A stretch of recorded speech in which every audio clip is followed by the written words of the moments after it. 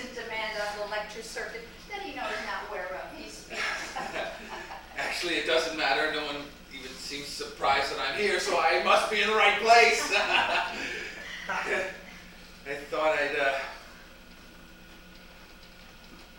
ramble on a bit this afternoon and explore a few areas covered in my book, and then open up the floor to a few exciting and relevant questions, if that meets with your approval, ladies and gentlemen. But first, I'd like to thank my gracious host, Mrs. Hoffensberg. Sorry.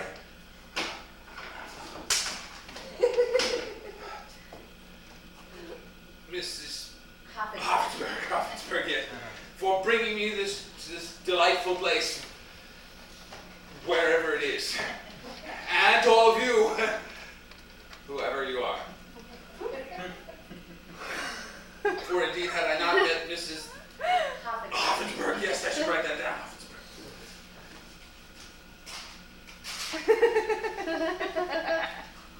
Indeed, had I not met Mrs. Hoffensberg,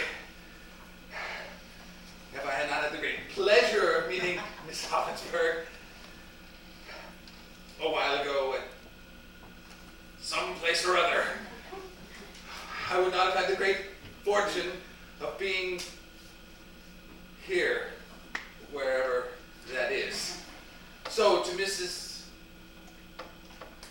H, then my deepest thanks, and I want you to know that you will always have a place in the scrapbook of my mind. In fact, my solid reassurance is that you'll always be there. I mean, who could forget our very first conversation when you pulled me aside and immediately began to unbutton your blouse? I'm sorry.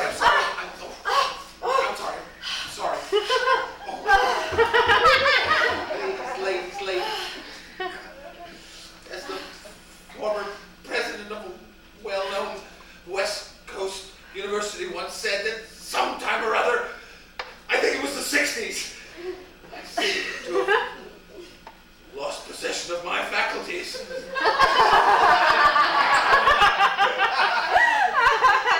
Certain how this actually happened. I mean, I'm not pleased with the condition, nor are you, I expect, when you invited me here, leading literary light.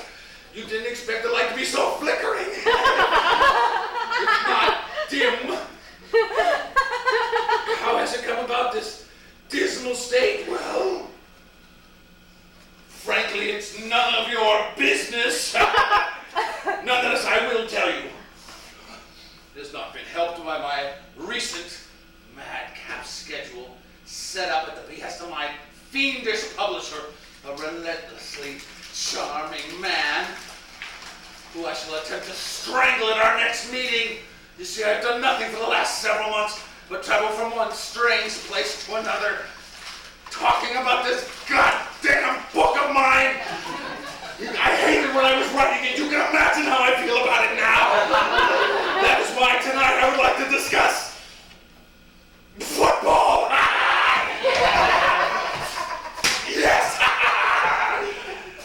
Football, it seems to me, is one of our most, or is it? No, it's not. It's not how that I have ever thought that it was. Question: yes, no.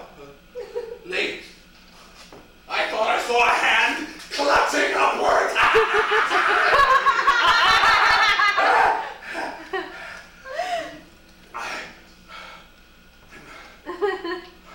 I'm sorry, ladies and gentlemen.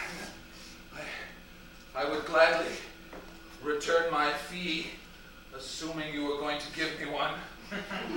If you'll just let me out of this. This seems to be embarrassing for all of us. Except, of course, for the lovely Miss H, who is beyond embarrassment and whose bizarre bosoms have been nothing. Oh, I'm sorry. Oh, it's still down. I'm sorry. It never happened again. I'm sorry. talk about? My book, yes, my book, and why not? Oh, ladies, in all candor, I don't know how my book got to be so popular. I mean, its extraordinary success has taken me completely by surprise, and it seems to have taken my mind as well. Surely, ladies, surely an 850-page book about soup.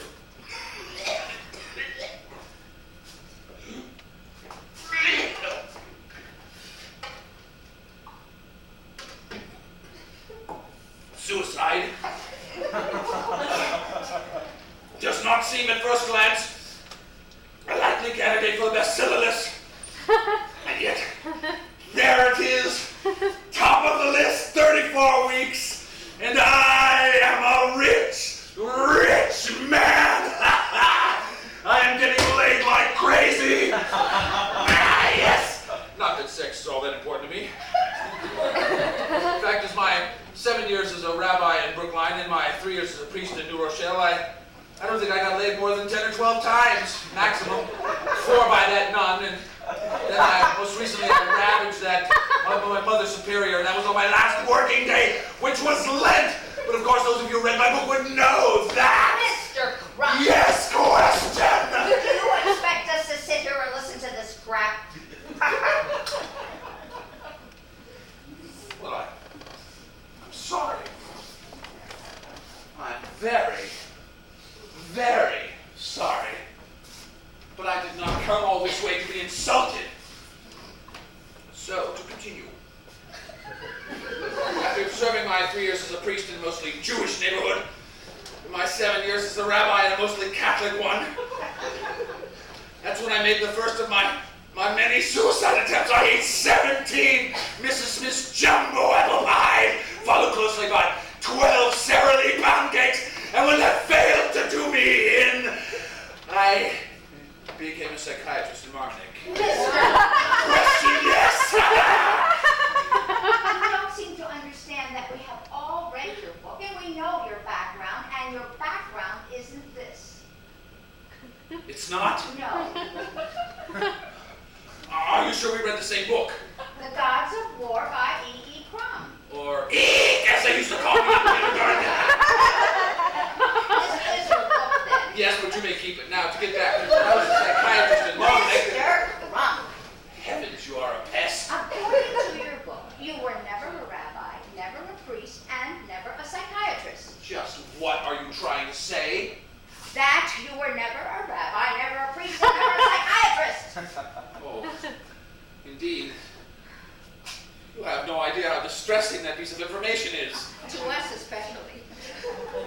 Was I ever a baseball player? How about a dentist? No! Perhaps you should read your book. What, 800 pages about suicide? What do you think, I'm nuts? Mr. Crump! Oh, frankly, I was very moved by your book. It's a most astonishing account of man's constant battle against despair. Was it amusing? Not exactly. Was it illustrated? Not my copy. Well, then why the hell did you read it? Why the hell did any of you read it? What's wrong with you people? Don't you have anything better to do with your time?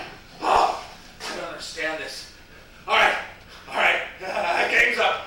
I want to see a show of hands. How many of you actually read the book? Hands!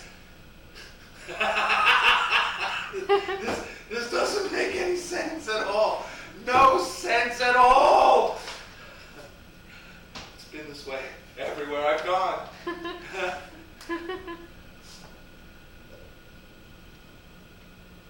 You should all be home humping.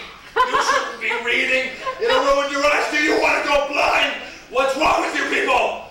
I would never buy a book like that. It's the most lugubrious piece of crap in the world. What's wrong with you people? Oh, God. This isn't right. Oh, my God.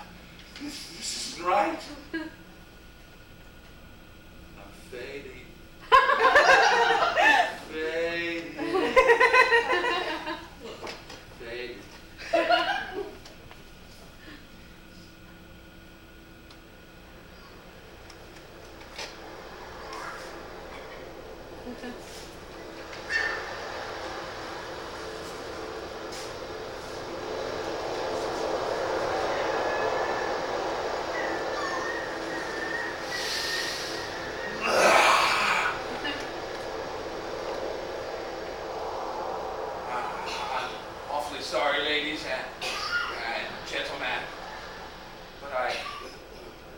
I don't think I can speak anymore tonight.